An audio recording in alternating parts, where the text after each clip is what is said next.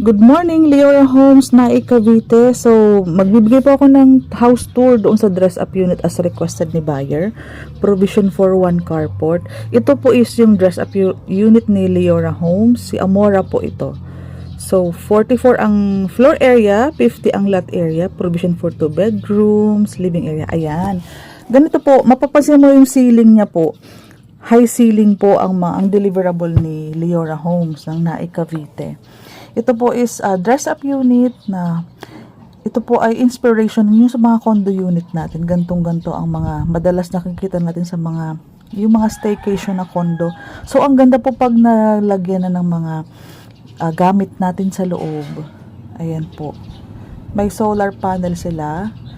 Marami pong freebies itong project na ito. Kaya, mabenta po ito at isa to sa mga trending project ng Cavite. My City Homes ang ating developer.